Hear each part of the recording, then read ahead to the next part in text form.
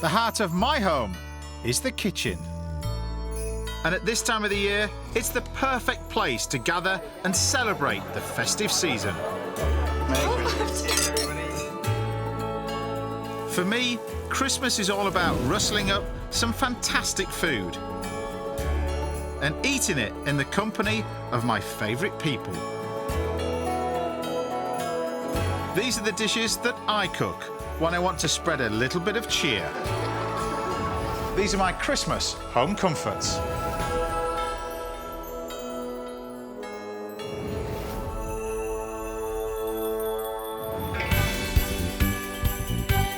I love spending winter days working in my veg patch because there's no doubt you can make the tastiest and most Christmassy dishes with ingredients that are bang in season. So I'm going to show you how to use the best of what's on offer over the festive period. Today I'm tucking into a Christmas delicacy that'll leave your taste buds tingling. This is really the jewel in the crown at this time of the year. Rustling up a hearty winter warmer. That is one cracking bowl of soup. And converting my gardening friend Charlie Dimmock to my style of cooking. It needs something. What does it need? You're going to say butter, aren't you? Exactly right, Charlie. You're exactly right there. To start, let's do something traditional. That great Christmas custom of sticking a bird in the oven. But this roast dinner comes with a twist or two. Now, there's plenty of seasonal produce to choose from around this time of the year, but one I particularly love are cranberries. Now, you can get them obviously fresh or dry. Now, I'm going to use them in two different ways, one of which as a nice little sauce and the other one as a garnish with a cabbage. But it's all based around duck and potatoes. And I've got a wonderful bit of duck here, and I'm going to cook it very, very simply with a classic dish called Boulanger potatoes. This is a hearty seasonal dish for up to 6 people. You'll need to thinly slice about 1.5 kilos of spuds, along with 2 good-sized onions. I like to do this job on a mandolin, but you have to take care using one. Now, the word boulanger comes from baker's oven in French, because traditionally the baker would cook the bread in the morning in the wood-fired oven, and then everybody in the village would basically just cook potatoes with onions and a little bit of water or stock that they had left over, and finish it off in the baker's oven. To recreate this rustic classic, I layer the potato and onion slices in a large dish with lots of seasoning and ½ litre of chicken stock. Then I pop it on the bottom shelf of an oven that's been preheated to 180 degrees Celsius. I've got a wonderful duck here. Now what I'm going to do is to prepare this is really simple. All you do is grab yourself a fork, take your anger out on the duck by whacking it all over the top. What you're doing is create little pockets so the fat can drip out. You probably want to do this dish the day after Christmas Day. And then I'm going to stuff the duck, not with a traditional stuffing. All it's going to have is a little satsuma and a cinnamon stick just placed inside. And then just sprinkle the top with some Chinese 5-spice. Just rub it over the top. You don't need too much of the spice. About ½ teaspoon should do the trick. But you will need plenty of seasoning. And then this is the interesting bit. We take the entire lot, don't cook it on a tray, sit it directly above the potatoes. But you want all that fat to drip on the potatoes to flavour them from the duck. Now put a tray underneath to catch the excess fat, and then every now and then you can take the tray and just pour it onto the potatoes as well. But you leave that in the oven for about 1.5 hours to 2 hours to cook.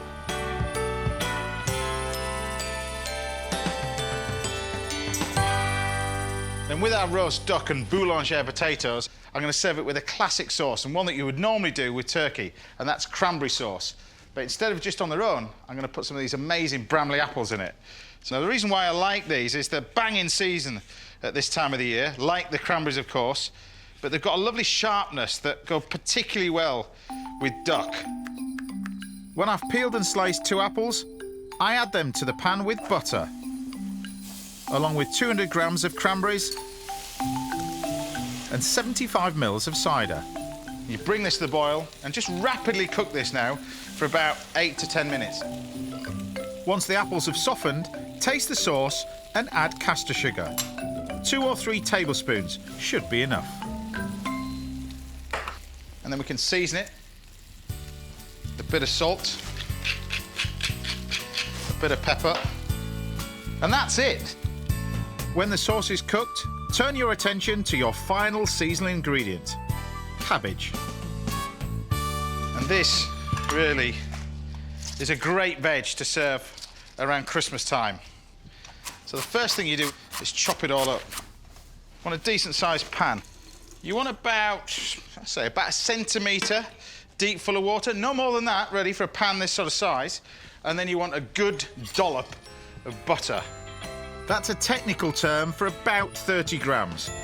But don't worry if you go a bit over, it is Christmas after all. Black pepper and salt.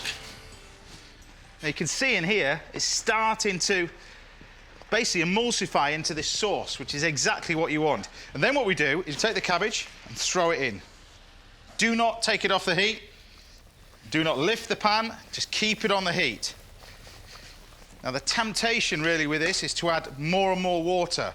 What cabbage will do is soak that water and then all of a sudden, like a sponge, dunk it out onto your plate. Cabbage, funny enough, should be this colour, green. Not grey, green. When the cabbage begins to wilt, throw in 50 grams of dried cranberries and cook for another minute. It's an unusual combination, but oh so Christmassy. So at that point in time, we can then season it with a bit more salt and pepper. And then I'm going to do as the French do. You get a little bit more butter. In.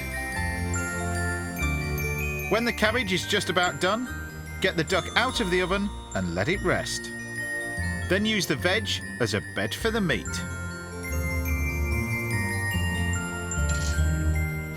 And then not forgetting our potatoes in the oven, the lovely Boulanger potatoes. And there you have it, an amazing meal for four that's absolutely jam-packed with rich, seasonal flavours. And by adding cranberries together with the apples, you get a lovely sharpness with it, which works really well with the fattiness with the duck. It's just a great meal to have at this time of the year. It's warming, it's everything you want and full of flavour. I love this. Christmas is a time for indulgence. Well, for me anyway. No sweets for Ralph, though. They're bad for his teeth. I bet he wishes we lived in Austria. Everyone shares in the seasonal spirit there. As our festive food reporter, Annie Gray, has been finding out at the country's famous markets. If there's one thing surer than Santa, it's that these guys really know how to do Christmas. Just look at it here. But to get a flavour of how one Austrian food producer is adding a touch of seasonal extravagance to the festivities, I headed for the hills. A few weeks ago, I visited the beautiful Wachau Valley to unearth one of the festive season's most decadent ingredients, saffron. It's harvested from a particular type of autumn-blooming crocus by saffron lover and botanist Bernhard Kahr. They look really pretty. They sort of look like almost a bald man's head that's starting to grow. What do you mean? Nothing like getting off on the right foot. And there's something else to put Bernhard in a bad mood. These hills should be alive with crocuses, but this year's crop is a little late. I can see one. Well, is that one? Well, that is the only one, or one of the few ones. So what actually is saffron? Well, it is a spice, but we got it from a flower, which is a crocus, a full-flowering crocus. What we actually take is the red thing here. So the bit that looks like a sort of tongue sticking out of a monster's mouth. There's three of them, and this is the only aromatic part of the flower, so we only take the red things. And then we dry them, and this is the actual spice. And we need about 200,000 flowers for 2 pounds of saffron. Good Lord, that's a lot of saffron. Presumably it must mean that it's a really expensive spice. Very much so, that's good for me. The delicate nature of the flower means saffron has to be collected by hand, making it even pricier. Just 2 ounces are worth around £4,500. So, ounce for ounce, saffron is more expensive than gold. And has this region, the Wachau, always been associated with it? Does it have a long growing history? It probably started around 1200 and ended in about 1870. Then it was gone for 120, 30 years, and I brought it back. It's a bit like Saffron Walden in Britain then, which has a long history of growing saffron, but today there's no crocuses left at all. In Tudor England, the town of Saffron Walden was the epicentre of British production, although little of the industry remains. So we need someone like you to come back and... That's right, that's right. I'm waiting for Prince Charles' call, actually. And you're harvesting it between October and November? Does that mean that it's really very much a Christmas seasonal product? It is, yeah, and the yellow colour is nice too. In Austria, saffron is used mainly in desserts and baking. So Bernhard and I are making a traditional Austrian cake called a Gugelhupf, which is often eaten at Christmas. I've heard that you're a brilliant saffron grower, but aren't quite as good with the cooking of things. No, that's why my wife gave me a recipe, and this tells me how to do it. That is a little recipe. Let's hope making it is a piece of cake.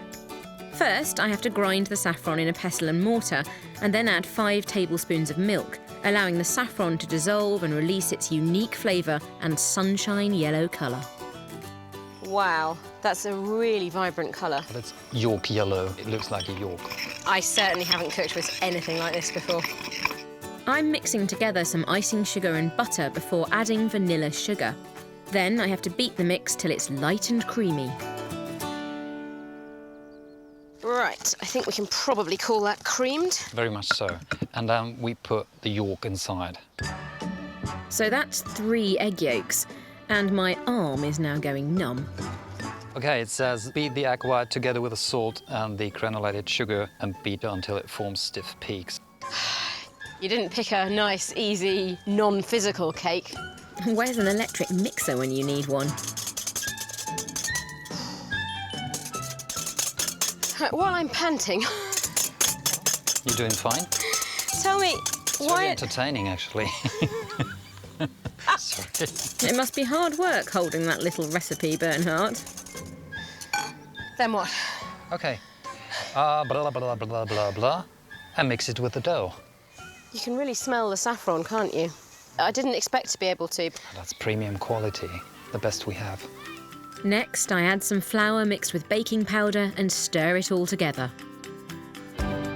And now I can put the mixture into the Gugelhupf mould. I want to know what it tastes like. What do you think? My God, every time I've ever cooked with saffron, it's just tasted like a dead spider fell in the bowl and got kind of mixed in. Bit dusty in the background. I don't even think I can even describe it. It's definitely a spice, isn't it? Almost like paprika and honey mixed, but without the spicy notes or without the cloying notes. It's just a really beautiful, rich flavour. Now we put it in the oven and we're done. Bernhard's not sticking around for the baking bit. He's off to encourage those reluctant crocuses to bloom, leaving me to enjoy a slice of Gugelhupf and one terrific view. It's a really unusual taste. I can't quite put my finger on it. It's absolutely exquisite, but not at all what I was expecting. And what I love most about it is the idea that you plant it in August and you harvest it and it's ready for Christmas. It's like taking a piece of summer sunshine and making it last throughout the cold, cold winter.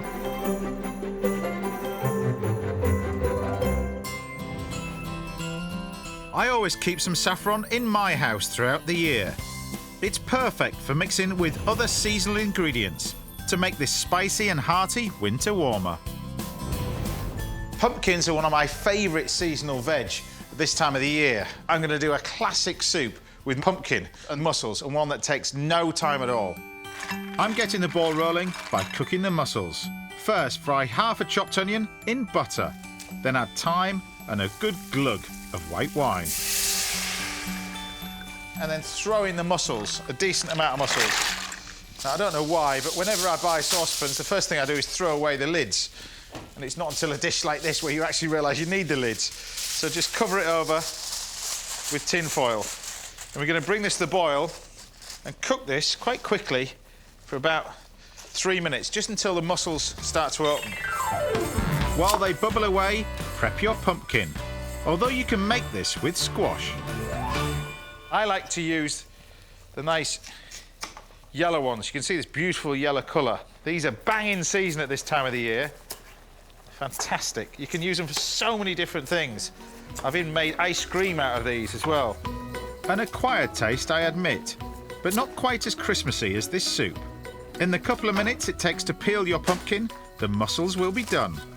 Drain them, but keep the cooking liquor for later. Then get back to de-seeding and chopping your pumpkin before frying an onion in a little bit of butter. Then we can add this diced or sliced pumpkin. Now you can keep these seeds. You can use these on salads, mixed together with a little egg white and salt and baked in the oven. You get a nice sort of snack that you can have around Christmas time, so don't waste them. Once the pumpkin's in the pan, add 2 cloves of roughly chopped garlic, 125 ml of white wine and 400 ml of stock. And then we can take the juice of the mussels. Now it's important when you do this just to let the pan sit, because so often in mussels you end up with a little bit of grit. Now if you let the pan sit, that grit will sink to the bottom. So when we tip it out, we leave that grit behind. It's just unpleasant to taste, really. And then I'm going to bring this to the boil and add just a little bit of cream. I like to add double cream for this, but you can add single cream. Well, the diet starts after Christmas. Next, throw in warming winter spices, starting with a perfect complement to your seasonal pumpkin, star anise. Now count them in, because we're going to take them out. We don't want to puree the soup with these in. It becomes far too strong. And then saffron. The redder it is, the deeper red it is, the better quality the saffron generally. But be very, very careful with it. It's very, very strong. This soup should be nice and yellow colour from the pumpkin. Too much of this, it's like a spray tan. And as a former Strictly contestant, I have known the trauma of tan. Bring your soup to the boil and simmer for 7 to 8 minutes until the pumpkin is tender. In that time, you can get the mussels out of their shells. When you've got mussels as good as this, right on your doorstep in the UK, you've got to use them. Make sure you get them nice and fresh. And simply cooked, these can be one of the tastiest things you can ever wish to eat. When the soup is cooked, it's almost ready for the blender, but there's one important job to do first. Now we need to go hunting for our star anise, because one thing you don't want to be doing is blitzing this with these little fellas in. So you just need to find the other one, which is easier said than done. It's in here somewhere. With all the star anise eventually accounted for, I add about 2/3 of the mussels and blend the soup in batches. And the great thing is, you can always freeze what you don't use. Hopefully what we end up with is a lovely rich soup. And then you've got to season it. For that, you've just got to keep trying it, which is an added bonus. Salt. When it's got enough seasoning, I add a squeeze of lime juice. And once it goes into my festive serving dish, I throw in a few whole mussels, a splash of cream, and for an extra citrusy kick, a garnish of wood sorrel. Then comes the best bit, tasting. It's warm and it's everything you want for this time of the year. It's got that little bit of spice with the star anise, but most of all, it's great flavour. And you get that from the mussels and the pumpkin predominantly. That is one cracking bowl of soup. One of my favourite Christmas jobs is chopping down my own tree. But I never remember to rope in someone to help me carry it to the car. A bad back is not going to stop me enjoying the festive season, though. But food historian Ivan Day has been finding out that our ancestors didn't have half as much fun in the lead up to the big day. We associate Christmas with feasting, but before the 16th century it was preceded by a month of deprivation during the Advent fast, when all meat was forbidden until Christmas Day. Fish and seafood were an important element in any meal in the lead up to Christmas. Advent fasting went out with the Reformation in 16th century Britain, but the custom of eating seafood on Christmas Eve continued for many years afterwards. So new recipes were always in demand. If I was a cook in 1758 looking for ideas, I might turn to this book by John Thacker, The Art of Cookery. In it, I've found a very interesting recipe for oysters in a red wine spiced jelly. Sounds a bit Christmassy because it does remind me a little bit of seafood in Glühwein. Now, I've seen Ivan cook a few unusual dishes, but oysters in jelly, he's outdone himself.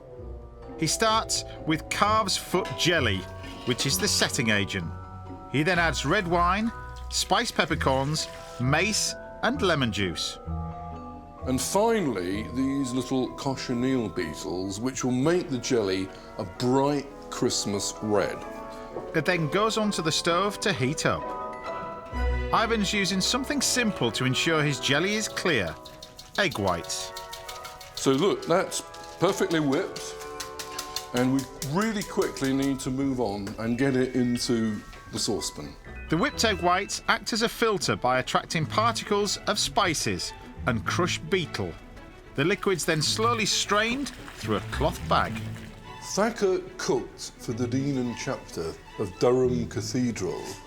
Religious institutions like Durham were expected to cater for all classes, especially at Christmas. But this wasn't for the poor, and they may have had a lucky escape there. Fancy dishes like oysters and jelly were only for high-status clergymen. And while Ivan's jelly is clearing, he's heading to the garden to prepare his festive but slightly messy shellfish. Our ancestors had a very slippery definition of what they thought were fish. They even included beaver, porpoise and sometimes barnacle geese on the fish menu for the Advent fast. This process is called shucking. It's meant to be the sound as they open. They make this sort of shucking noise. But with these British native ones, I always find it really difficult to do, especially these very big ones. They just don't want to open. Come on. I've been there, Ivan, and bought the messy t-shirt. Now, shell wrestling complete, he goes back inside to gently cook the oysters with some mace and peppercorns, by which time the jelly's finished straining. So the jelly has been dripping down and cooling as it drips. And as you can see, the egg white has absolutely cleared it. So here I've got a bowl of ice, and I'm going to ladle in a couple of ladlefuls of the red jelly. And I'll start off by putting a layer of oysters and then some more jelly. Finally, the very last ladleful of jelly. So that's Mr. Thacker's oyster jelly finished, but before it's served, it really needs to sit for about 24 hours. So I'm going to put it into a really cold place.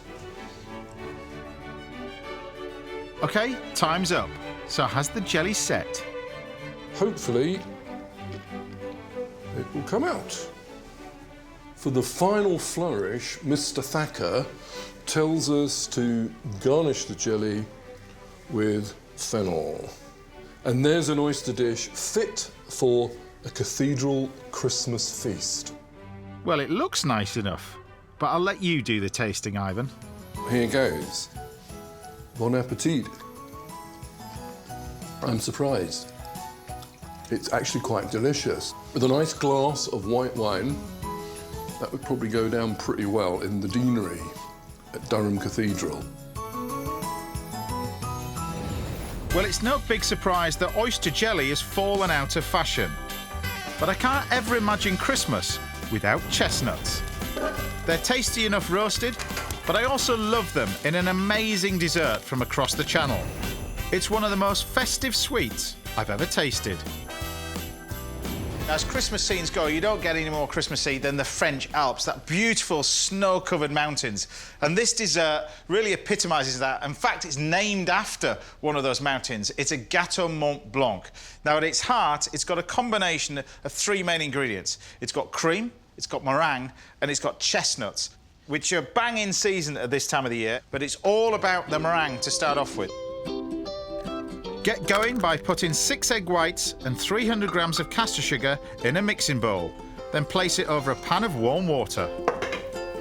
Now, there's so many different methods of making a meringue. This is a Swiss meringue, and the technique is to heat the sugar with the egg whites. Don't have it sat in the water, because otherwise it's going to get too hot very quickly and start to cook. Another key to getting this right is to use a really clean and dry whisk and bowl. Grease or water can spoil the meringue. Now, what you end up with is like a royal icing, really, and it's perfect for making a dessert if you want to stick it in the fridge for a couple of days before you serve it. Now, ideally, you want it to get it to about 60 degrees. You can use a little thermometer. Once it's the right temperature and all the sugar is dissolved, put it onto your mixer. Then whisk it for 3 to 4 minutes until smooth and glossy, but still warm. You can see it's really firm. It's almost like a cloud. It's fantastic. Spoon the meringue onto a tray lined with silicone paper. Then you need to make a large disc shape with a raised edge. And then all you do is pop that in the oven for about 2.5 hours. The oven will need to be preheated to 100 degrees centigrade. And once the meringue comes out, you'll need to let it cool before adding the snowy filling. To turn it into a Mont Blanc, you need cream and a few more ingredients. Now, I'm using double cream for this, and you incorporate that with what's in this tin. Now, this is chestnut puree. They come in sweet and savoury versions. Make sure you get a 250-gram tin of the sweet one for this, or else your dessert will taste like Christmas stuffing. And I like to add this at the beginning, really. So when you whip it up, you get all the flavours of the chestnut in there. While that's whipping up, you can just grab the seeds of vanilla pod. We only want the seeds for this bit. You can use a bit of vanilla bean paste if you want, but pop that in there as well. Don't need any sugar added into this. You've got enough with the meringue. Don't overdo the cream either. You just want to whisk it to soft peaks.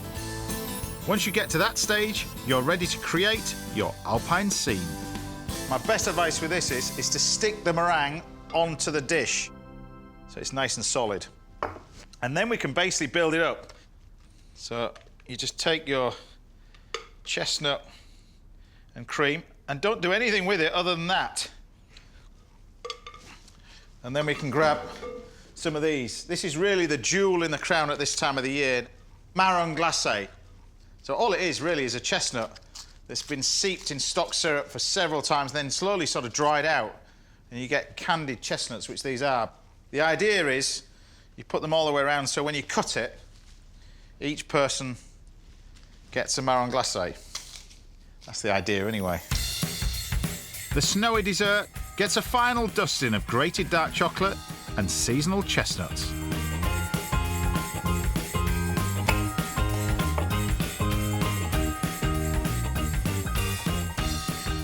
Kind of one of those desserts that is hugely popular in the Alps and on the continent, but a lot of people have never even heard of it.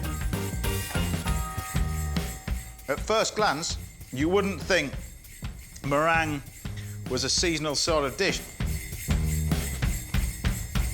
But don't forget the chestnuts. Full of flavour, simple flavours as well, but the jewel in the crown being these fantastic marron glacé. They are so good, I promise you.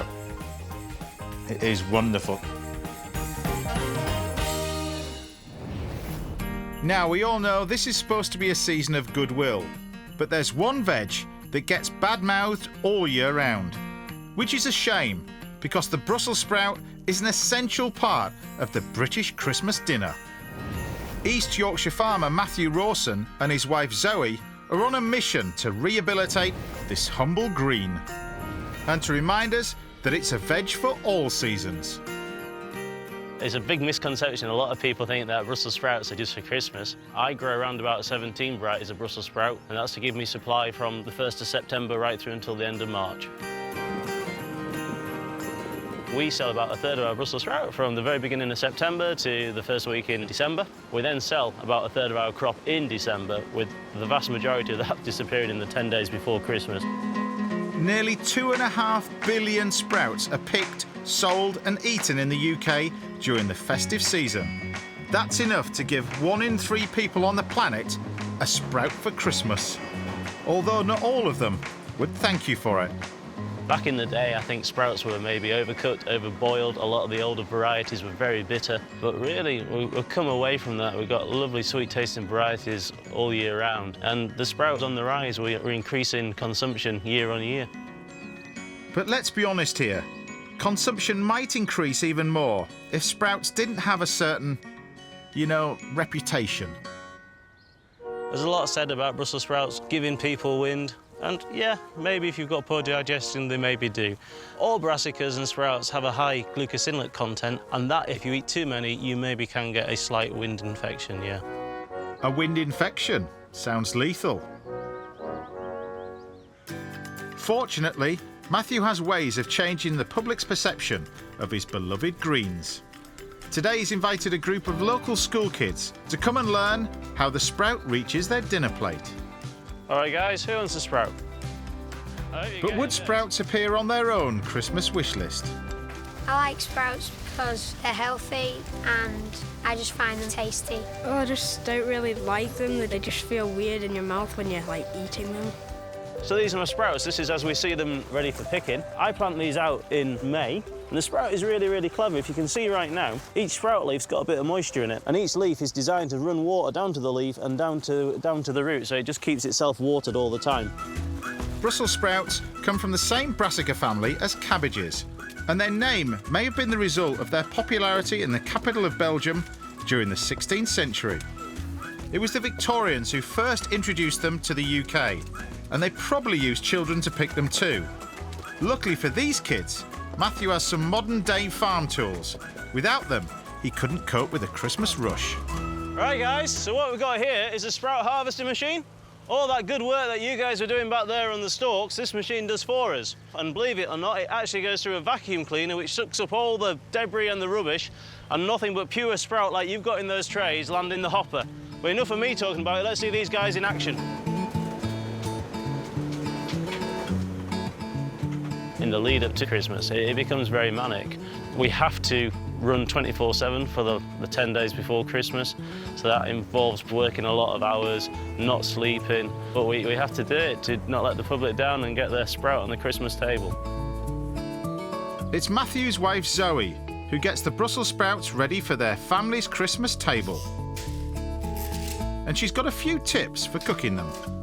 We don't put a crust in the bottom of the sprouts. Matthew won't let me put a crust in the bottom of the sprouts. If you want your sprouts mushy, then that is the way to go about it. If I'm boiling them, I do boil them, but not very much water, so it's not a full pan, and probably only about 3 or 4 minutes. You cook it too long, they have in them sulfites, and that is what makes that horrible sulfury, eggy smell. So basically, you want to avoid that by not cooking them for very long. They tend to go really bright green, and that's kind of the best indicator that they're ready. But as Matthew said earlier, a sprout isn't just for Christmas. So Zoe's had to come up with quite a few recipes to keep this veg interesting throughout the winter months. Annie, you were quite good at making the croquettes last week, weren't you? Yeah. I stir-fry them, we have them raw, do coleslaw or salads with them, do a sort of bubble and squeak type thing. If they're cooked properly or eaten fresh or raw, they are a really, really nice vegetable. Her latest creations are Brussels sprout croquettes and a bacon and cranberry sprout salad. But will this be enough to win over a new generation? I think it tastes quite nice, especially with the flavour of the sprouts in with the potato. I think they're very nice. With the sprouts in, I think it makes it taste even more nice. We love sprouts! Well, I was one of those unusual kids who always really liked sprouts. But with so much fantastic winter produce around, I'd never seen the point of making the same old dinner every Christmas. I've been dying to catch up with my mate and gardening buddy, Charlie Dimmock. So I'm delighted she's popping over. Charlie! How are you doing, Trader? You all right? Oh, sorry. Oh, a gift! A little present for you. Thank you very much. A foolproof flowering houseplant. I wasn't going to bring you cakes, was I? Come along, come along. She's going to help me rustle up something festive, seasonal, and just a little bit different. Right, welcome to the kitchen. Thank you. Now, simplify. I'm going to do you a chicken casserole. Oh, OK, so chuck it in the oven and that's it. Well, you don't even need an oven for this one. All we need is a pan, really. Okay. Nice and simple. So first thing I want you to do is grab me the chicken, which is in the bottom of the fridge there. Because what we're going to do, rather than just sort of chuck this into one pot, I'm going to chop it up first. Big year for you, though, this year, because you're preparing Christmas lunch, though, yeah? I know, first time since 2009. So how many people are you catering for? Well, at the moment, it's varying between 8 and 12. What could go wrong? Well, you need to know how many you're cooking for. That's the first potential thing. If 16 people turn up, you're going to have a problem, aren't you? Really? No, well, we'll just have to spread it thinly. Yeah. This is kind of a dish that you could do for those 8 to 12 people, you see. This recipe serves 4, so obviously Charlie will need to multiply it up for a bigger party. The first thing to do is cut your chicken up into 8 pieces. Although, of course, you could get your butcher to do it. And something tells me that's the option Charlie would go for. Fantastic. You look like you might have done this before. I've done it a few times, you see, a few times. I saw you on TV as well. You're quite accomplished in the kitchen. Master chef and all. I wasn't. I was out first round, you lying toad. Dare I say, not your domain, is They sold it to me as, do you like cooking? I do, but my cooking is music on, glass of wine, pootle around, not... Yeah. Here's a kitchen, there's a box with some ingredients in it, make 2 dishes, go. Right. I spent about 10 minutes looking for the knives. Right, it looks like I'll be doing most of the work in the kitchen today then. When the chicken's portioned, I season the pieces really well, dust them with a little flour and fry them in butter until they're golden brown on all sides. The reason why we use butter is butter gives it flavour, but also it gives it colour. OK. So what got you into gardening then in the first place? Yeah, this is going to really surprise you. I was quite a tomboy as a kid. Never. Yeah, never. I was down the garden to help my granddad in the veggie patch. So, I just sort of fell into it, really. When all the chicken has been sealed, remove the pieces and put them into a casserole dish. Then add 1 finely chopped onion and a clove of garlic. So if you can get me some Madeira, which is over there. Now, a little tip for you. Always, always buy good Madeira. OK. Because if the food's rubbish, give that to the folks and they get hammered and they forget about this, all right? So, a little bit of Madeira in here. A little bit? That's like a gallon and a half. No, it's not a gallon and a half. It's just a small amount. It's more like 75 mils, actually. I follow it with half a litre of chicken stock and 200 mils of double cream. Always, always double cream.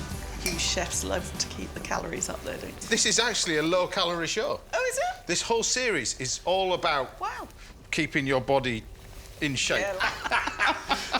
As I pour in the double cream. Yeah. Look at that. So, salt and pepper, and always buy good quality salt. You're going to hate me because I really don't use much salt at all. No, I just want you to taste this. The only time I have a lot of salt is when margarita around the rim. Sorry. See, that's quite pleasant, isn't it? Yeah, it's really salty. It's salt, that's why it's rich. It's really, really salty. Blimey. Well, she may not share my salt habit, but I know Charlie won't object to fresh herbs. Right, a little bit of fresh thyme. Now, obviously, Christmas, busy time for you. You're cooking this year. Are you doing panto again this year or not? No, panto this year, so that's why I'm doing it. So I haven't had a Christmas at home since 2009. Because you've done panto for what, six years? Yeah. What is that like? It's good fun. Really? It is good fun, yeah. Because I keep getting asked to do it, but they keep asking me to be some, like Fat Orange in James and the Giant Peach or something like that. Or... Well, I've always been very organic. A what? Very organic? What's that? What's that? Well, there's many jokes that can be had at my expense. All right. And yeah, there's some jokes in there that are very clever. All right, so next time I get asked to do panto, I've got to say yes. Do it. Just do it one time. You will enjoy it. It's not going to happen. I'm definitely sticking to cooking. And now leave the pot to simmer for 15 minutes and get on with chopping the mushrooms. So we've got chanterelles, a little bit of chestnut mushrooms as well.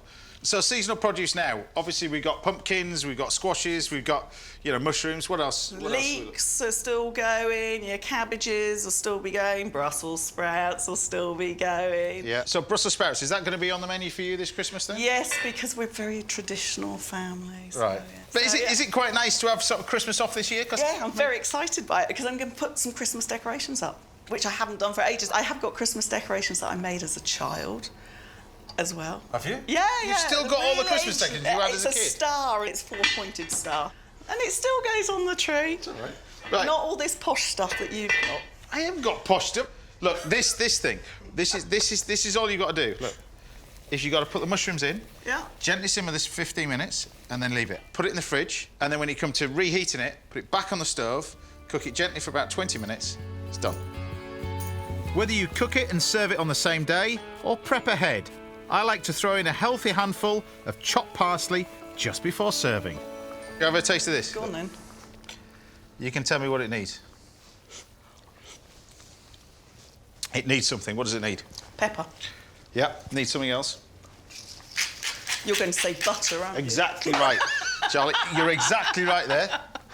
It needs a little bit of this to enrich it. Now taste that. Yes, that's very nice. You could get a job doing this. Well, thanks, Charlie. I'll keep that in mind. Now, to go with my lovely seasonal stew, I just need to reheat some mash I made earlier. And if you thought the casserole was rich, best mashed potato is done with equal quantities of potato, butter and cream. No! Yes, Charlie. It's a must. Look at that. I don't like it when it's like baby's food, like puree. Could you add a few more lumps to it? I'm just joking, just teasing. Now check out this chicken. You ready? Mm-hmm. This is the moment you take it to the table on Christmas Day. Oh, look at that. Oh, smells yummy. I was hoping to have our seasonal supper around the table, but Charlie wants to watch the sunset from the garden. My guess is she's been cooped up doing panto for far too long. This is actually the perfect dish for this time of year, isn't it? Yes. Nice and warming, good flavours. It tastes wintry, doesn't it? It does taste wintry. I love cooking with fresh produce all year round, but there's something extra special about the seasonal flavours at Christmas time. They're rich, warm, comforting and guaranteed to put you in a festive mood. Unless you're made to eat it in the freezing cold. I never thought a dish would warm up my knees. Well, Charlie, thanks for coming, and I hope Christmas lunch goes pretty well. Are you on the end of the phone? Well, if I'm not, you're only 10 miles away, aren't I, really? You'll be here banging on the door. It's all gone wrong.